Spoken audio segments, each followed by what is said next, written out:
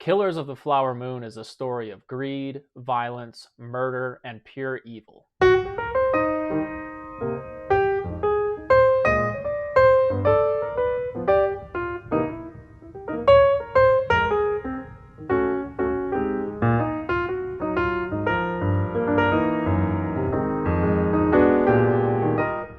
Good afternoon, everyone. Welcome to Read the Right Thing Book Reviews. I'm Eric. Thanks so much for watching. Today I will be reviewing Killers of the Flower Moon by David Grann. This is the channel where I review books that I'm reading. The goal is to help others find the right thing to read for them.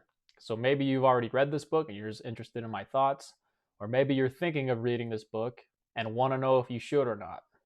Either way, welcome to the channel. I hope you enjoy it. David Grann is an American journalist and author. He was born in New York City, and his mom was the CEO of a publishing company. He hoped to have a career as a novelist, but David Grann has since found massive success writing nonfiction that is immersive, enthralling, and cinematic. It's kind of cliche and overused to say that some nonfiction these days reads like fiction, but that is exactly how Grann's books read.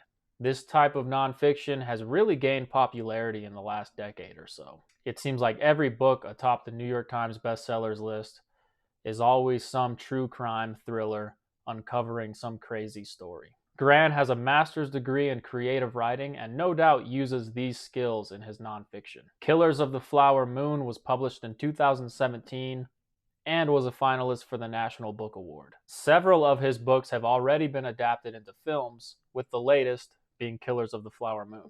I'll give my review of the film at the end of this review. Grann's greatest strength, I would say, is his ability to research. Yes, he's a great writer, but it takes real skill to comb through all that research and present a compelling, entertaining story. And Grann no doubt obsesses over his research. There's an article in The Atlantic that details how far the author will go for research. The article is about the research Grann did for his most recent book called The Wager. And he'll spend months, if not years, gathering and combing through information. He'll journey to remote corners of the world just to experience a place where an event happened.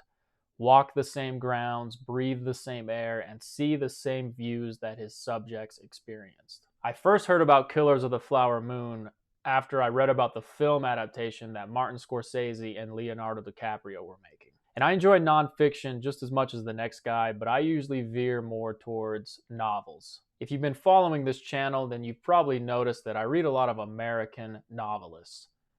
Kurt Vonnegut, Richard Ford, things of that nature. Most of the nonfiction books I read and review are biographies or autobiographies about musicians. But with the film Killers of the Flower Moon coming out, I decided to read this. Killers of the Flower Moon is a story of greed, violence, murder, and pure evil. In the 1920s, the Osage Indians in Oklahoma were the wealthiest people in the world per capita. The Osage were, of course, forced to relinquish all of their land, and the tribe settled on a reservation in Oklahoma. The reservation ended up being on a fountain of oil that brought great wealth to the Osage Nation. The Osage tribe lived in mansions, rode in chauffeured cars, and wore the nicest clothes. They were able to gain all this wealth because the prospectors had to rent land from the Osage in order to pump the oil. With the newfound wealth, the U.S. government stepped in because they claimed the Osage were unfit to handle all of this money. Each Osage was given a headwright, but also a white person that would act as middleman between the banks and the tribe members. During this oil boom, gang members, outlaws, and the U.S. government all came running along wanting a piece of the wealth. White men feigned love and married Osage women to secure some of these riches for themselves. The main subjects of this book are Molly and Ernest Burkhart. Molly is a full-blooded Osage. She has 3 sisters, and all of them are extremely wealthy. Ernest is a white World War I veteran who moved to Osage because he had an uncle there named William Hale. William Hale was a cattle rancher, wealthy, and well-respected amongst the tribe. Hale became friendly with the Osage and was respected around town. Hale and Ernest Burkhart even learned the Osage language so they could communicate with the tribe in their native tongue. Strangely, out of nowhere, Molly's sisters started dying. Here's the very first page. It's called The Vanishing. In April, millions of tiny flowers spread over the Blackjack Hills and vast prairies in the Osage Territory of Oklahoma. There are Johnny Jump Ups and Spring Beauties and Little Bluets. The Osage writer John Joseph Matthews observed that the galaxy of petals makes it look as if the gods had left confetti. In May, when coyotes howl beneath an unnervingly large moon, taller plants, such as the spiderworts and black-eyed Susans, begin to creep over the tinier blooms, stealing their light and water. The necks of the smaller flowers break and their petals flutter away, and before long they are buried underground. This is why the Osage Indians refer to May as the time of the flower-killing moon. On May 24, 1921, Molly Burkhart, a resident of the Osage settlement town of Greyhorse, Oklahoma, began to fear that something had happened to one of her three sisters, Anna Brown. 34 and less than a year older than Molly, Anna had disappeared 3 days earlier.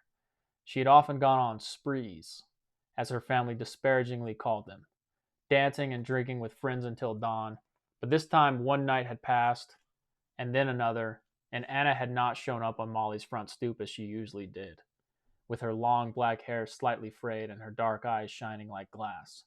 When Anna came inside, she liked to slip off her shoes, and Molly missed the comforting sound of her moving, unhurried through the house. Instead, there was a silence as still as the plains. Molly had already lost her sister Minnie nearly 3 years earlier.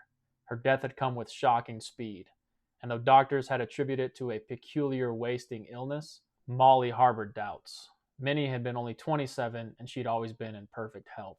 It turned out that Molly's sister Anna had been shot in the head and found dead by a river. No bullet was found or murderer convicted. Also, Molly's other sisters became ill and died. The family suspected that she was poisoned. Again, no evidence was ever found and no one was convicted. Strange death and violence started to occur on the Osage Reservation, not just in Molly's family, but across the tribe. There were shootings, poisonings, bombings, and murders set up to look like suicide. The only way that Osage wealth could be passed was through the headright. The tribe knew that they were being targeted, but there wasn't much that they could do. Local law enforcement weren't any help.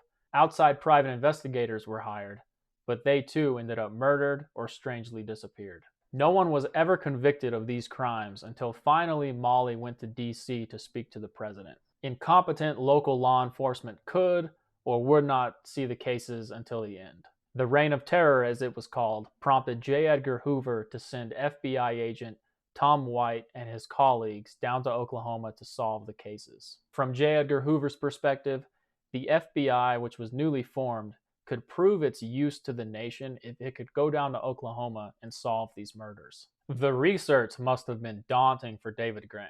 It's kind of a meticulous read because there are so many people to keep track of, but it is no doubt entertaining and informative. Grann wrote a thriller uncovering corruption and conspiracies, and it's also the demonstration of pure evil. Killers of the Flower Moon was really riveting and entertaining. And although there are lots of people to keep track of, it was the right thing for me. I really enjoyed it. Even though I still lean towards novels and fiction, I'll end up reading another David Grann book. I really want to read The Wager. And I also hear Scorsese might adapt that book into a movie as well. Now to the movie, which I saw a few weeks ago. First off, I'll say I liked the movie, but I didn't love it. Most negative reviews are mentioning the length of the movie as its ultimate downfall. I don't think the length is a real problem. I never find myself checking my watch or growing tired of watching it. I was never thinking, let's speed this up, I want to get out of here. No, I was captivated the entire time. I think Robert De Niro was fantastic as William Hale, and he's really showing why he's the best actor of all time. I was just in awe of De Niro. I think he's done some of his best work in recent years. I think my main hang-up with the movie is I would have liked to spend more time with the FBI agents and the outlaws that carried out these murders. The FBI agents and the outlaws, they don't show up until well into the movie. The acting was great, Scorsese is phenomenal, and the ending is clever just like the book. I just didn't love it like I love some of Scorsese's other movies. I might be in the minority, but I think that Silence is probably his best movie in recent years. And I actually reviewed the novel that Silence is based off by Shusaku Endo. Killers of the Flower Moon is violent, pays homage to the Osage, and shows how history can be warped and twisted into entertainment for the audience. And I think I want to go see it again, so I liked it enough to warrant a second viewing in theaters. There are some differences between the book and the film. I would say the book focuses more on the FBI and the investigation of the murders, while the movie focuses more on the interpersonal relationships and betrayal between Molly's family and Ernest and William Hill. The movie really delves into that relationship of Ernest and Molly. The book reads like a murder mystery. You solve these murders along with the FBI agent Tom White. In the movie, you know who the murderers are from the beginning. There's no secret to that. But it does show how they deceive and plot against the Osage and Molly's family. There's no mystery to it. Both depictions are great. I think the murder mystery style is better for reading, while seeing the cold betrayal is better for the film version. I think Grann and Scorsese both made the right decisions for what medium they were working with. Like I mentioned, the FBI agents or the overall scope of the investigation is really the focus of the book, while the relationship between Molly and Ernest is the focus in the film. And Scorsese said he made this decision intentionally. Scorsese actually had to change the first version of the script completely to make the movie that he ended up making. And Leonardo DiCaprio actually switched roles. He was originally going to play William Hell, but he switched to the role of Ernest Burkhart.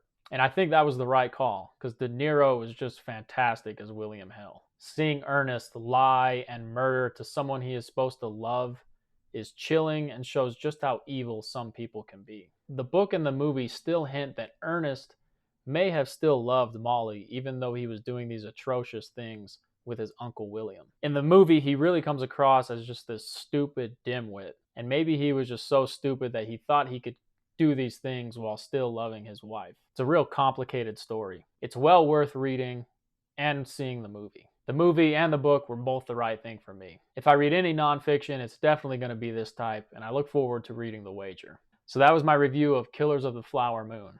Again, it's a massive story about so many aspects of the FBI, the investigation, the relationships between the Osage and the white people. So there's plenty of stuff I didn't get to.